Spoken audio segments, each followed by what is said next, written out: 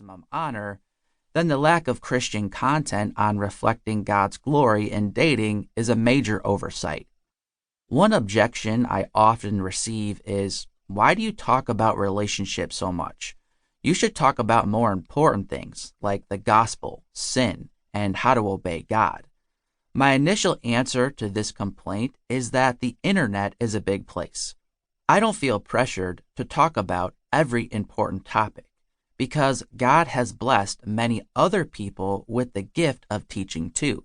If you need help learning about the gospel and other core biblical truths, there are plenty of ministries available to you. There are fewer people, however, talking about the topics I discuss. So consider mine a ministry that comes alongside churches that can't always get into the weeds with Christian singles seeking marriage. On a deeper level, however, I think this complaint reveals a flaw in thinking that hurts single people in our churches, believing that the topic of Christian dating is trivial. Many pastors don't want to be relegated to the JV team and talk about dating when they could be varsity and talk about marriage. Yet many married Christians carry regret for a season of sin in their relationships when they were single. If so much pain can flow from handling these relationships improperly, shouldn't we invest the time and biblical rigor of study to learn how to honor God while we're in them? If marriage is so important, as the Bible makes clear, shouldn't we carefully lay the best possible foundation before marriage? While the topic of dating is truly not as significant as the gospel, prayer, Bible study, obedience, and so on, dating can be one of the major playing fields where our beliefs influence our actions. For example, who you choose to date reflects your understanding of the gospel. Your ability or inability to resist sin will impact your dating relationship. And if you are going to disobey and turn from God in singleness, the temptation that leads to your backsliding will likely involve your relationship desires. Most of the time when pastors teach about singleness and relationships, they do so in a lighthearted, shallow way, with lots of jokes, stories, and personal opinions. While I try to sprinkle in humor, share my personal story about dating my wife, Bethany, and give my opinions, I hope this book offers much more. A serious study about God's glory and your pursuit of marriage from a biblical perspective.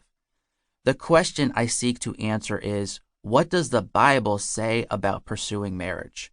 This topic is often ignored because the Bible doesn't speak directly to it at any length. Thus, Christian singles are often left with little more than various opinions within the Christian community. We need to prayerfully and wisely apply relevant scriptural principles that help us pursue marriage in a biblical way. This audiobook is not for the youth group, but for the Christian adult who silently prays for a spouse. It is for those who want a serious study about Scripture's view on relationships before marriage. It is for those who are single, who desire to honor the Lord, and who want to be married one day. With that target audience in mind, please note that my emphasis on glorifying God in the pursuit of marriage is not meant to discourage anyone from pursuing a life of singleness, if that is their desire and calling. I'm not suggesting that you can glorify God in marriage more than you can in singleness. As Paul said, each has his own gift from God, one of one kind and one of another. 1 Corinthians chapter 7, verse 7. I'm simply focusing on those who are intentionally pursuing marriage rather than a life of singleness. My goal is not to convince all Christians they should pursue marriage, but to offer guidance to those who want to be married. While the steps in this audiobook can be followed in a logical and practical way that will get you results, please understand that I'm not offering a formula to find the one. While in a sense, I do believe in the idea of the one, see chapter 5, I do not believe in a one-size-fits-all approach to meeting, dating, and marrying the one God has for you. If God wanted all Christians to